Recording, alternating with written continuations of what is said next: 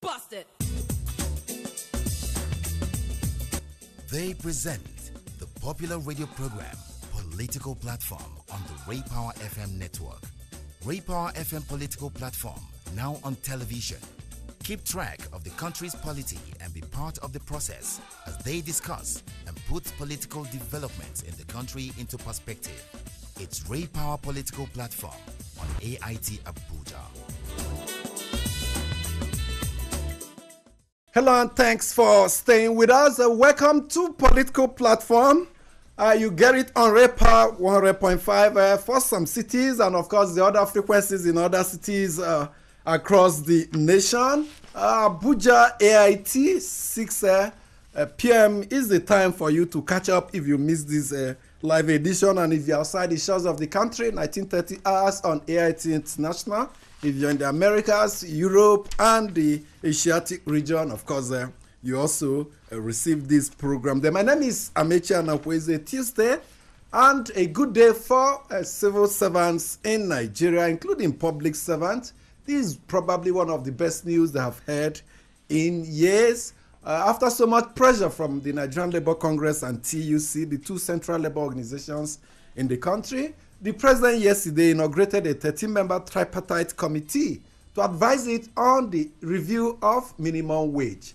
It is presently at 18,000 naira per month, but of course the Labour has insisted it should be 56,000. Is that possible considering the current economic realities? But of course the committee will get to work, drawing members from the public, private sector, and indeed labour organizations. So the report expectedly will go into, of course, to the government, and from there they will get out a bill from it and forward it to the National Assembly. The National Assembly itself, some few weeks back, had called for a review of the minimum wage in Nigeria, saying the 18,000 naira that the least paid civil servant in Nigeria goes home with is not even enough to buy a bag of rice, not to talk of all the condiments that should go with it. That is, if they are to feed and survive only on rice as their staple.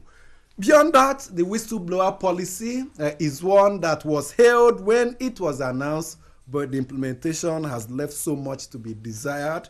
If you ask me, it is an opportunity the government is wasting away with the way it is handling the Ikoyi loot. The 13 billion naira found in a flat in Osborn Road in Ikoyi. 3 persons who claim they were part of the whistleblowing group have sued the federal government to court, saying indeed there are plans to shortchange them. If this is not rightly handled, it may discourage Nigerians from patronizing this policy. At the time, we heard from a lawyer to one of the other claimants, so many of them, that the 300 million or so, just a little above 300 million that the government proposed to pay them, is one that falls short of their own expectation, that they will not accept anything less than 800 million. Based on the policy, any person that successfully blows the whistle and the money or property alleged to have been acquired through corruption is recovered by the federal government, you're entitled to between 2.5% and 5% of that money. Adebayo Bodori is with us in the studio this morning. Amechi, there are two developments in the last few days, one in Africa and one in Pakistan, that I think should be a lesson for African nations, particularly when we are discussing the role of the military in politics. We are all now familiar with what had happened in Zimbabwe, where the army arrested or detained, and they intervened in restoring sanity. They did not take over power, and I think this is highly, highly commendable. That you don't need to, when you intervene to restore sanity, it's not an invitation for you to take over power. Military incursions into politics in Africa is probably becoming something that people are not ready to welcome. But a country that also has similar experience with African countries is Pakistan. In terms of coups? In terms of coup and counter coups. In fact, you find that their record is almost at par with most of the African countries in terms of military incursions into politics. But in the last 1 week, there have been protests on the streets of on major streets, particularly in the capital in Pakistan. And what is the grouse? One of the political parties has mobilized citizens to protest against a new oath of office which omitted the name of Prophet Muhammad, and the entire capital is paralyzed. One interesting development so far, about 6 people have been killed, over 20,000 people already injured or wounded in whatever form as a result of protests that have been going on. But one remarkable development yesterday was that the government called on the military to intervene. The military say it's a civil action. We don't have a role to play. It is a political problem. Yeah, it is a political problem. Resolve it politically. We don't have a role to play. I think it's a commendable development that I think African countries should also emulate.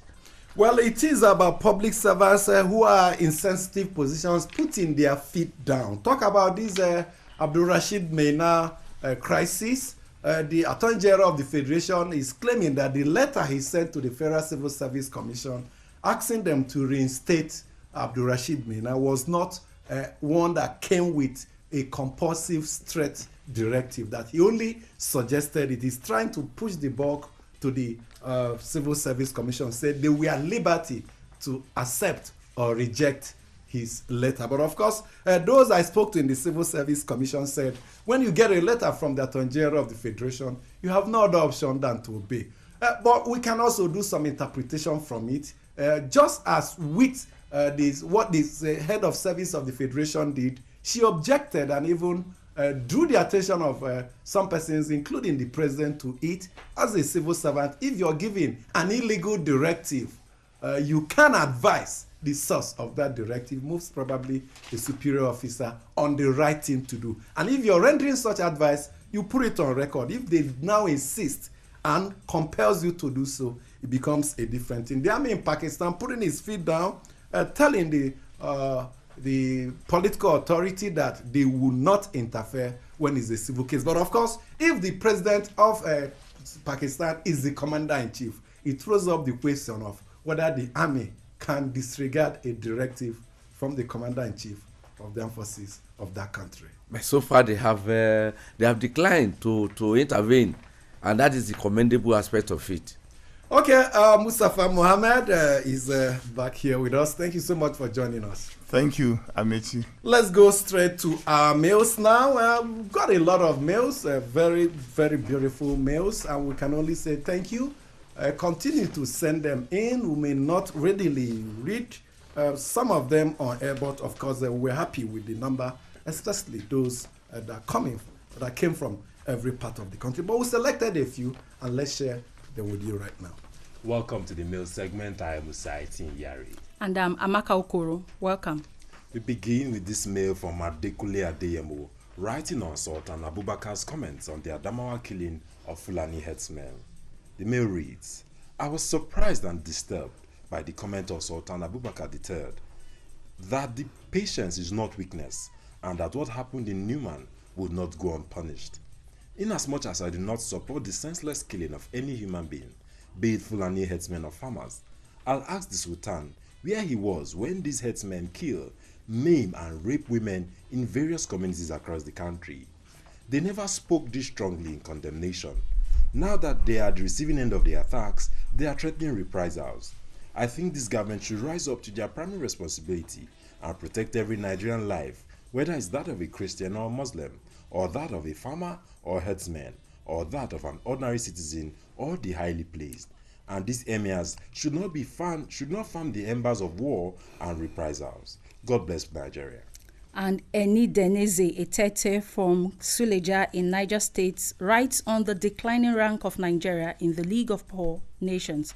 He starts by saying, yes, Nigeria has been waxing in derogatory international rankings, including lack of latrines, police behavior, and now poorest nation. These external rankings are international image disasters, but are also opportunities for good public relations through socially responsible actions, drastic programs to institute good governance and deliver basic services to the people. Our poverty is relative.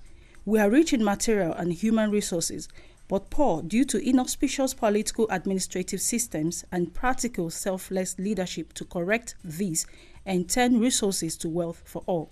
Indeed, ours is a laughable paradox of poverty amidst plenty, especially given the case of the Niger Delta as the saddest story.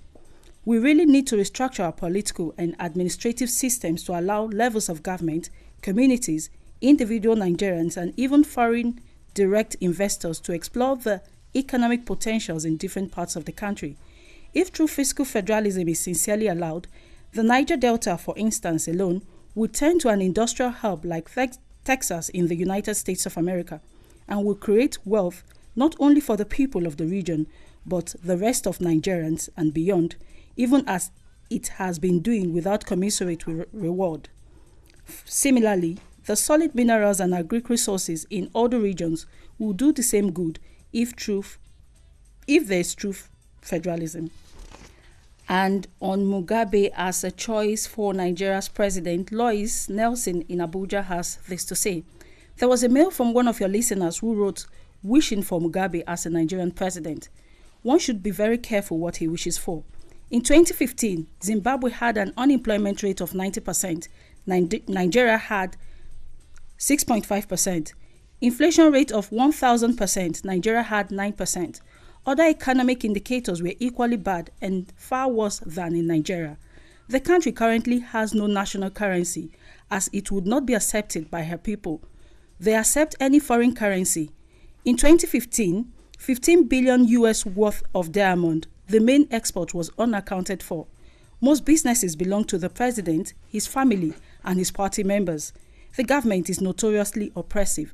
I do not wish that leadership for my dear country, Nigeria. God bless Nigeria. More reactions. Christy Victor in Abuja says, in reaction to Mr. Amechi's response and analysis over an email that said Zimbabwe is better than Nigeria, I want to ask, is AIT or Repower not in Nigeria? Or Amechi, are you not in Nigeria? Are you not seeing, hearing and experiencing the ugly situation in this country? Tell me and every other listener what is working in Nigeria. Is it the transportation system, health sector, educational sector, power sector, or what? Tell me, Amechi, what you want to happen before you will know that the condition of this country is out of hand. God help Nigeria. And this is where we draw the curtains on today's mail segment. Keep sending your contributions to us. Send them through to us to politicalplatform@yahoo.com. Thank you so much for the mails. And of course, in line with our tradition of calling in some of our listeners and writers to, of course, share live with us some of their thoughts. We now have Mekamba, our listener in Abuja. Thank you so much for joining us, Emeka. Yeah, thank you, Dr. Amechi. Yeah, thank you so much for joining us on a political platform. My pleasure. Good morning. We saw your mails. You're concerned about the many killings going across the land. You titled your mail, Sorrow, Tears and Blood in Our Beloved Country. You're asking the president to take urgent steps in addressing these killings. And of course, we know the president is working, but you named several parts of the country where these killings are taking place, and you think Nigeria has turned to a killing field. Yes. A lot of killings going on everywhere in this country, all parts of the country. And enough has not been done at all. In fact, what they are doing is just a scratch on the surface. People should not kill and get away with it, no matter what name they call it, no matter what name they give the killing. Whether it is Fulani herdsmen, whether it is cult group, whether it is a communal clash, whether it is, no matter what name you give it, people should not kill and get scot-free and get away. They should be held responsible. They should be caught, tried for murder. Murder is murder. Because human lives are lost. Everything. Don't you think that beyond punishing those that kill, which of course is the basic standard response across the world, have you thought of the underlying reasons why people just want to kill fellow countrymen just for the fun of it? Yes, some of them, most of the killings are political, actually. for political reasons, people threw spanners in the wheels of progress. Political leaders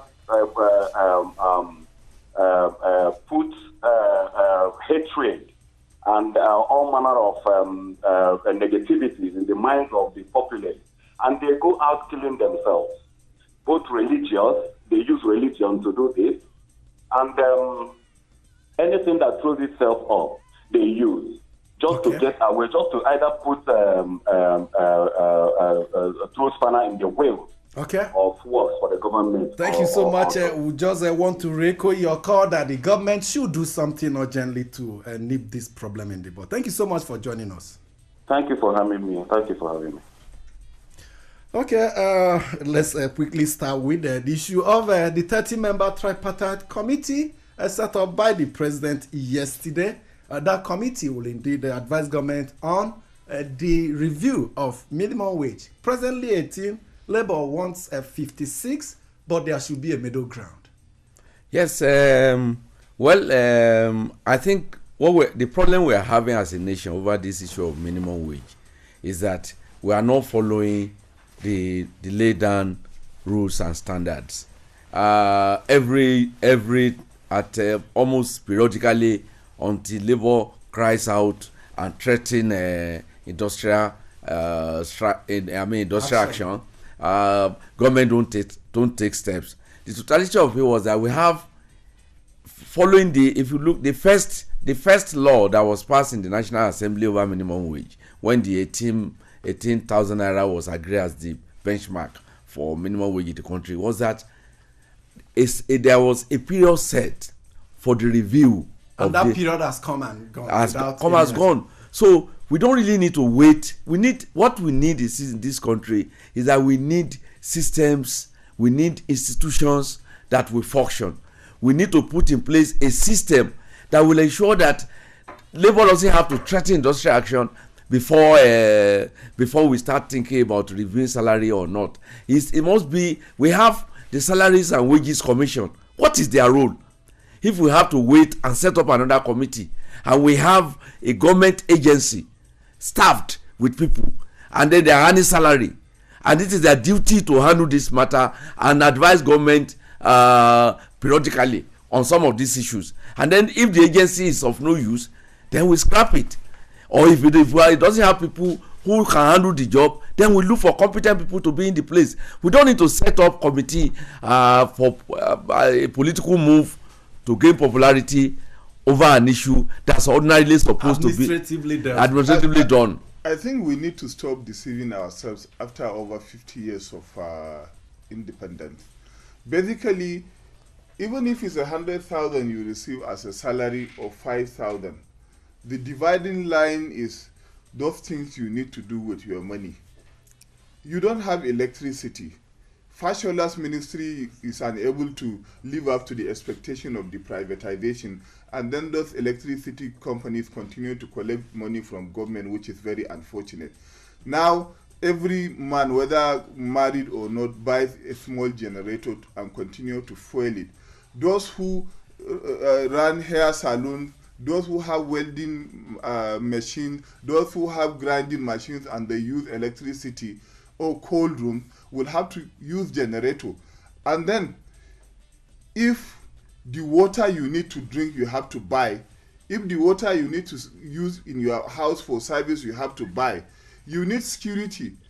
You have to pay for vigilante groups in the neighborhood, or you have to hire a security guard in your house. The roads are bad. Every time you continue repairing your your vehicle. So if they give you 1 million every month, it will be eaten away. It will be eaten away. Okay. The problem with Nigeria is not the amount of salary we receive. The problem with Nigeria is the lack of social services, which political leaders deliberately deny the people. Mustafa, let's bring in someone from the Nigerian Labour Congress, the Secretary General of the Nigerian Labour Congress, Peter Ozoe. So thank you so much for joining us. Good morning. So how do you receive this news of the setting up of a committee by the government to review minimum wage? Well, it's been long overdue. We've been demanding and pressing for the inauguration of the committee. Well, now that it is inaugurated, we look forward to the committee doing its work speedily, and we will play our part within that framework. We are happy that Mr. President has finally inaugurated the committee, and in inaugurating the committee, he clearly charged the committee with the correct message, situating the whole exercise within the ILO framework and everything. We think it is a good thing that it's been done. Now, Labour is proposing 56,000 naira per month as minimum wage. Are you willing to settle for a compromise amount? Well, you see, figures for now are not matter for public debate. We made a demand. That demand was made over 2 years ago. Various parameters have changed, but the essence of the tripartite committee is that collectively we should be able to look at the relevant parameters as they exist today. The economic parameters, the cost of living, the ability to pay, and it is in the consideration of all these that mutually a figure will be agreed. So that we demanded a particular amount does not necessarily mean that that is the amount that we will even now be pushing, given that it's 2 years ago.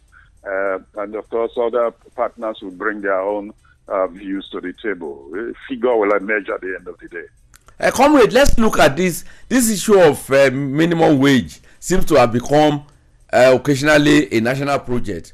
When we have salaries and wages commission in place as an agency of government, there is also a law that stipulates the period for the periodic review of the salary. Must we wait until Labour threaten industrial action before we start taking action and turn into national project which have divert every attention to issue of minimum wage?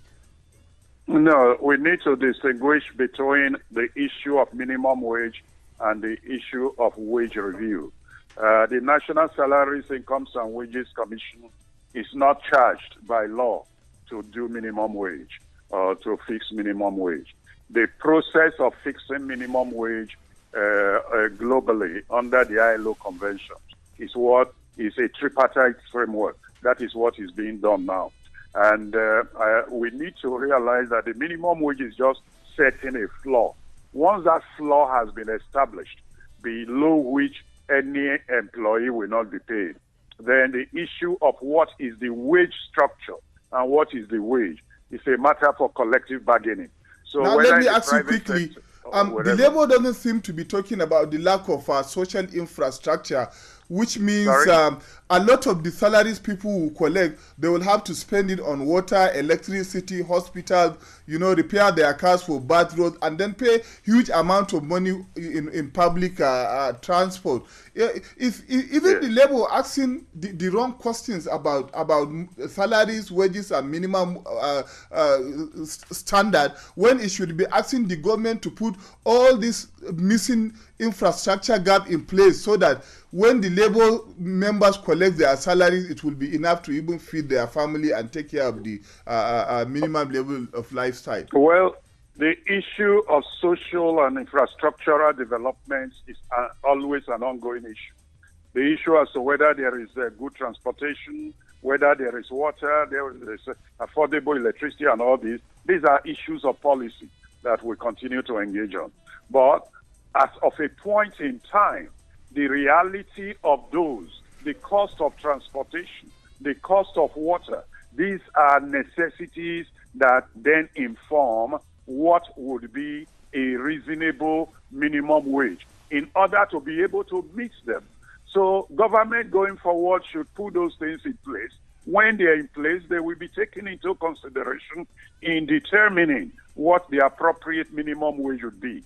The practice today is that we want to seek what is a living wage. A living wage must be a wage that meets those basic necessities that you're outlining. And so government should put those things in place. Okay, but that is not let's quickly jump this very last question. The minimum wage. Now, the president yesterday approved a payment of the balance of the as, of course, a Paris Club refund to the states, and he charged the governors to ensure that they use it for payment of salaries. The first tranche, we know how some governors, state governors, diverted this amount. Now, what is Labour going to do that the second tranche is coming, the second tranche of the first? What are you going to do to ensure that the governors don't divert these monies again? Yes. Well, I think first is to commend Mr. President in his concern in now releasing. This is actually the third tranche, which is 50% of the total. And in releasing this to the states, we had canvassed that this should not even be done until each state government is made to account for how he spent the previous one. But since Mr. President, in his wisdom, is anxious that this be done, that he's doing it, we think that the state, he needs to also empower the relevant agencies to monitor the way these monies are actually spent. Because if the state governments do, some of them divert, it's not all of them. Many states have adequately utilized their own and have paid, are not even owing workers. Those, they're free to deploy their own for other purposes. But for those that are owing, the first charge of this has to be those arrears of salaries and pensions. And Mr. President needs to empower agencies like ICPC and other security agencies to monitor the way that these are done, so that those states and governors that have misapplied in the past will not have the chance to do the same this time. Is it that the Labour has not put so much pressure on the governors that they were so it was easy for them to divert these funds in the first place? No, we remember when the first one came, we insisted that committees at state councils should engage their governors and insist that they should form committees that will monitor this.